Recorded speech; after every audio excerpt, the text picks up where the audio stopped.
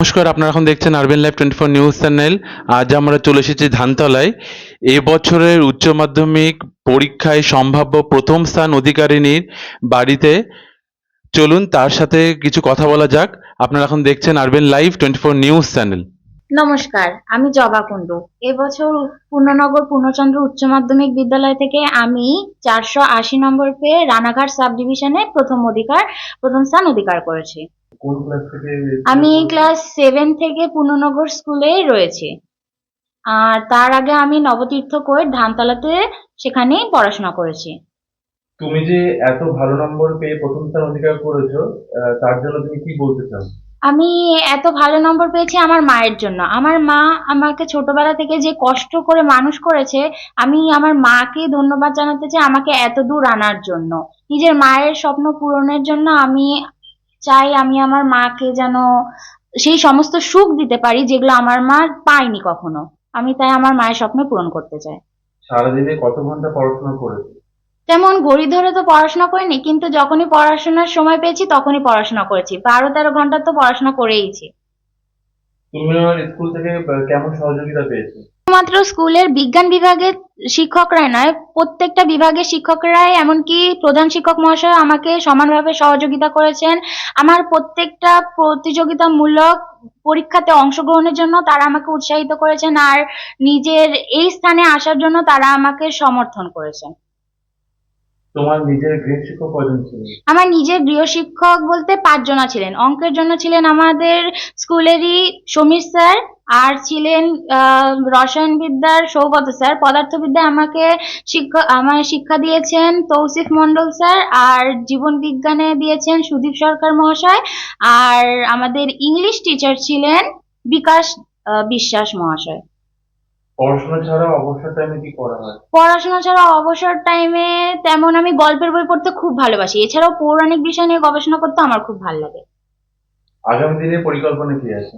নিজের মায়ের স্বপ্ন পূরণ করা। আমার মা চেয়েছিল আমি যেন ডাক্তার হই। নিজের মায়ের এই স্বপ্নকে লক্ষ্য রেখেই আমি ডাক্তারের দিকে এগোতে চাই। পরিবারে কে কে আছেন? নিজের পরিবারে বলতে আমি আর আমার মা। আমার বাবার সঙ্গে আমার মায়ের তো তেমন সম্পর্ক নেই, তাই আমি আর আমার মাই থাকি। একদিন তোমার মাকে চূড়ান্ত অপমান করেছিলেন কন্যা সন্তান হিসাবে, তার উদ্দেশ্যে তুমি কি বলতে চাও?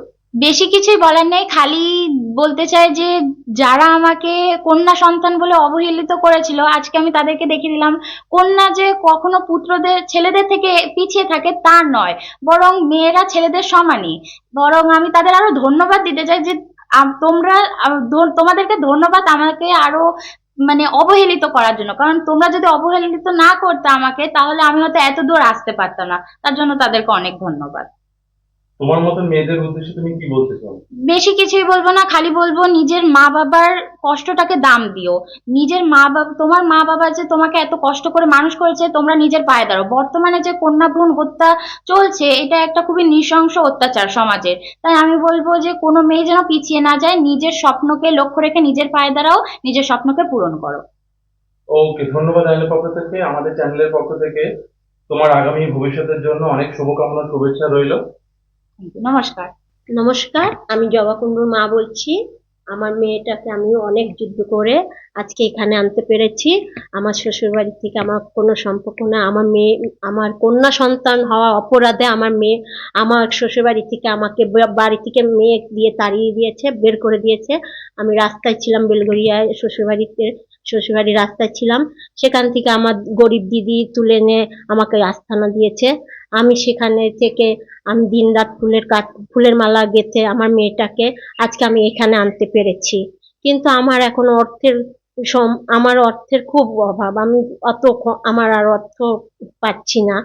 এখন যদি আমাকে সবাই, যারা ভিডিওটা দেখছেন, সবাই যদি আমাকে একটু সাহায্য হাত বাড়িয়ে দিতেন, আমি অনেক আপনাদের কাছে কৃতজ্ঞ থাকতাম। সন্তান ডাক্তার হতে চায় এখন, ওর তো অনেক বড় স্বপ্ন। আমার তো অত ক্ষমতা নেই।